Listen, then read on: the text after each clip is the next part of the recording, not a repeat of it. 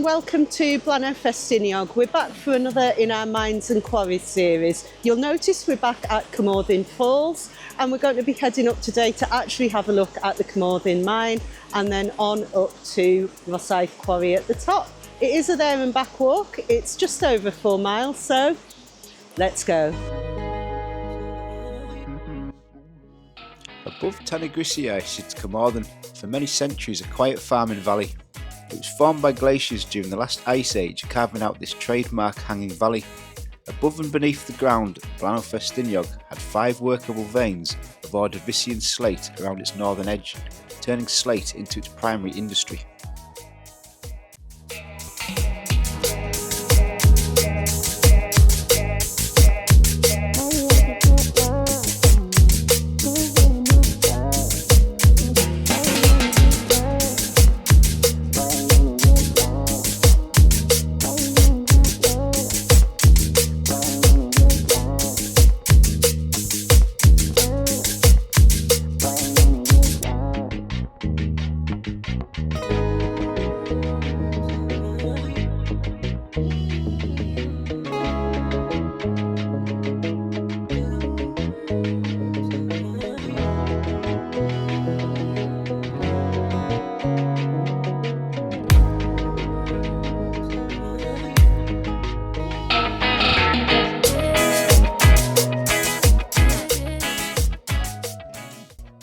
Quarrying began in 1810 by the Casson family, originally on the surface but soon heading underground for better quality slate.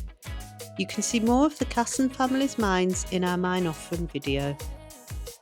After being worked on and off and changing hands several times, in 1860 the collective management connected Cwmorthin to the Ffestiniog Railway and onward to Porthmadog Harbour, improving its prospects.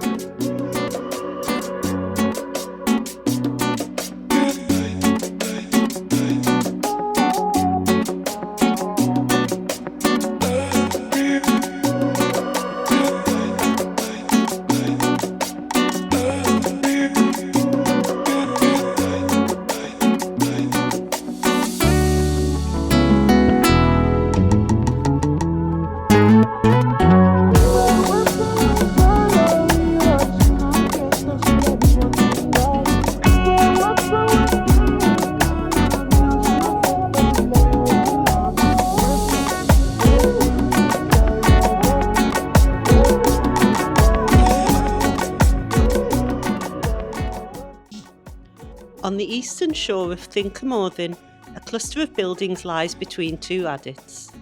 To the rear are the remains of Cwmorthin House, once the comfortable home of the quarry manager, including a garden and small pasture. This sits above the mine office building, now a whitewashed storage area for mine explorers. These sit next to the remains of the large slate mill, which would have cut and processed the slate mined here before onward transport.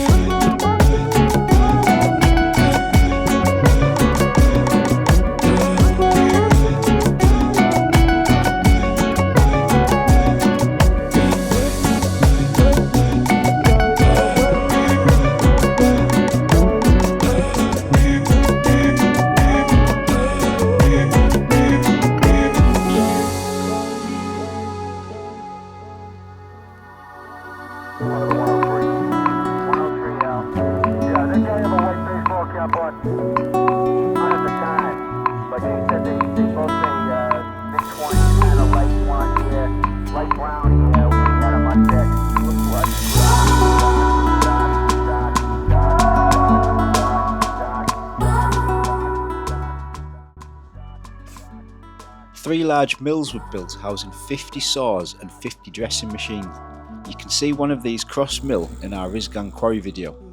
At its peak, 500 men were employed and 5 floors ran below the lake level.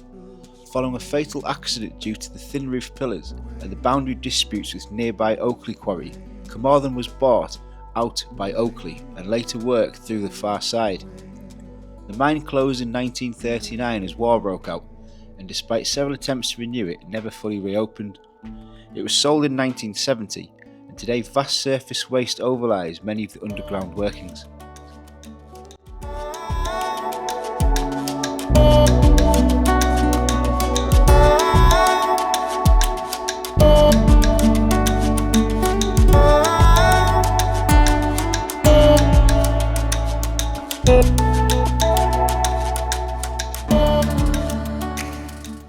Two rows of Cwmorthin terrace cottages were also known as Tai Thin.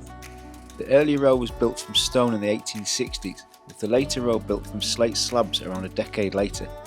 Reports from the council indicate damp and poor sanitary conditions here, leading to a number of diphtheria cases. However, residents also took pride in their homes, with remains of flower beds found here.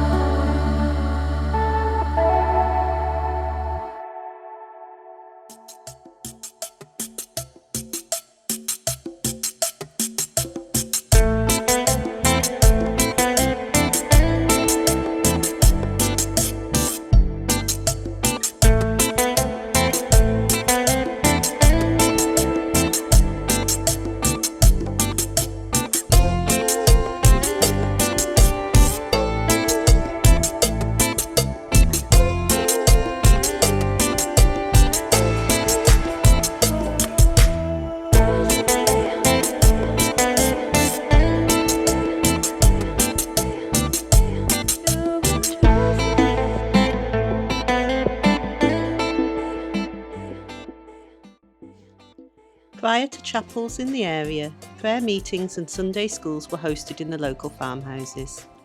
Capel y Gorlan was built in the 1860s for workmen of Rhosydd Quarry. Like many local chapels, it follows Calvinistic Methodism, a Christian denomination emerging from the Welsh Methodist revival earlier in the century, which had a great impact on Welsh society and culture. The chapel closed following the closure of the quarry, and its slate roof was stolen in the 1970s, decaying to the ruin we see today.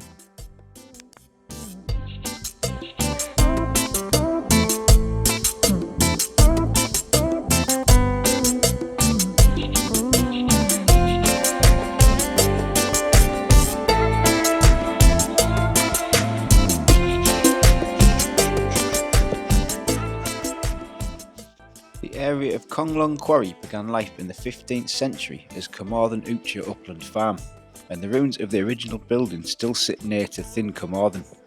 In the 19th century, a lease was granted by landowner Ormsby Gore to Roberts and Williams for slate quarrying. Quarrying began here in 1854, with the slate moved by packhorse until the extension of the tramway from Cwmorthin in 1874, using leftover materials from the Ffestiniog railway.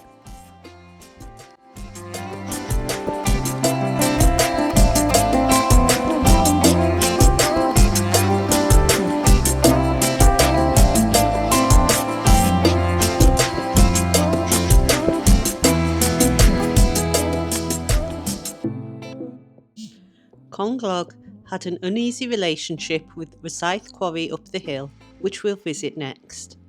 There were disagreements over land ownership and quarry rights here. Nearby lies Bwlch Cwmorthin, the Rhosydd Quarry manager's house in a small plantation to protect it from bleak weather.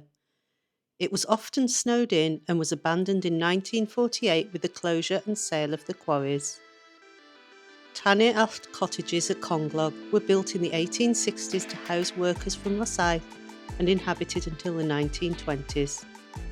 Rhosyd's horse stables also lay nearby, and the ruins are still standing.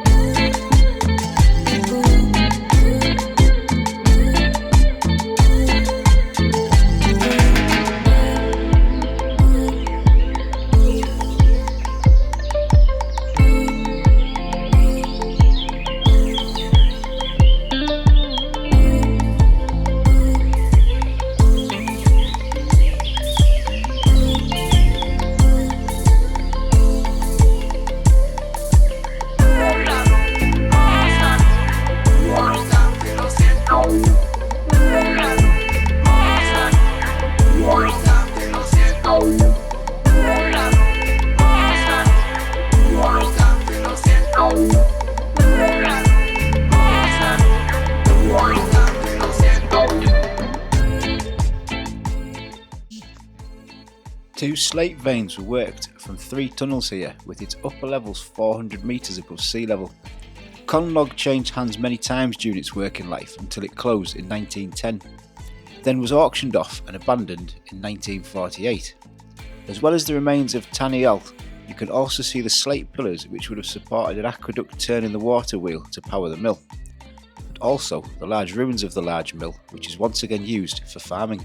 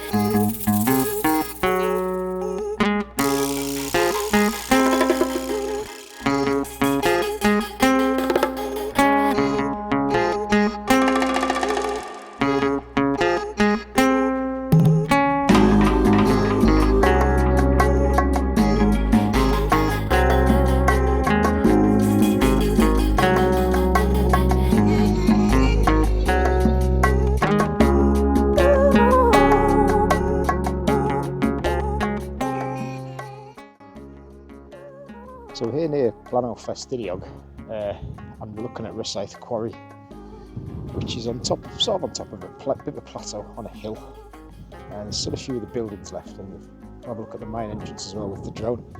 But a lot of it has been flattened, and a lot of it's fallen down as well actually. But so originally there's a huge incline that we've walked up, which will be in this footage, and that was the way they actually took everything down originally, which is a long way down. And they actually realised after a period of time that if they went the other direction, that it was cheaper and faster. So they actually built a different incline, heading a different direction to take stuff down faster. So we'll have a look around these buildings, what's left. A walk up Bwlch Cwmorthin, the original transport route for slate, brings us to remote Rhosydd Quarry, with its highest point 570 metres above sea level. Rhosydd was also owned by Ormsby Gore, who owned Cwmorthin area.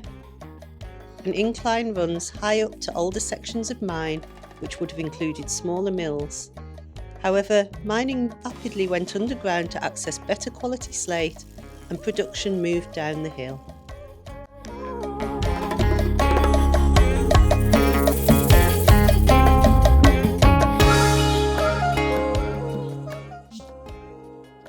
Following some small early workings, Rhosydd opened commercially in 1853.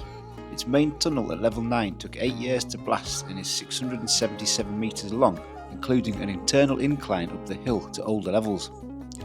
It later developed huge underground workings extending to 14 levels and 170 chambers, each around 15 metres wide. It became New Rhosydd Quarry in 1874, owned by local directors and shareholders.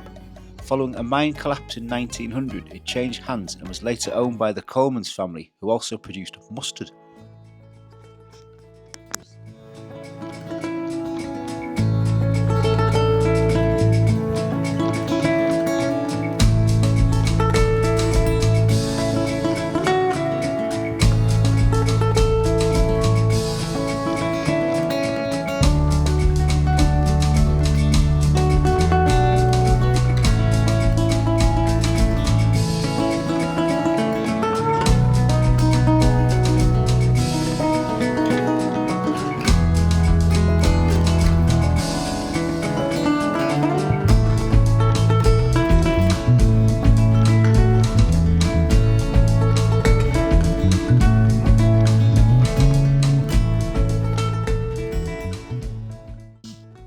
Initially, slate was moved from the higher workings by packhorse across a track towards Stwlan, which you can see in our Rhosydd Quarry video.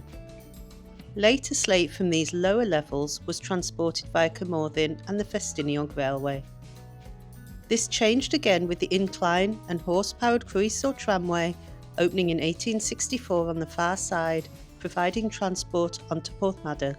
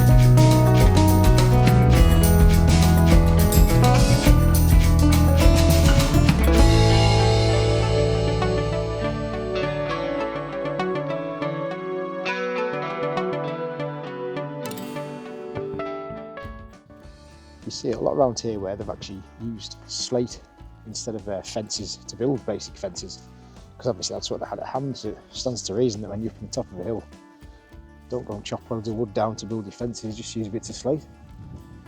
This is quite common in a lot of houses as well, sort of in the area that we've passed as we've been going around over the years. You see it in their gardens as well. We've got slate fences, which is actually really cool looking, I think. The vast dressing shed at its peak held 20 sewing tables and 20 dressing tables in the main shed, and more again in an annex, powered by a large water wheel. It produced over 500 tonnes of slate per year, notably the celebrated Porthmadog slate used on Blaenau Estate and Royal Mint. Sadly, the slate industry slowly declined and the quarry was mothballed during the First World War. It never recovered and was fully closed and dismantled in 1948. The waste tips here are estimated to hold around 2.5 million tonnes of rock.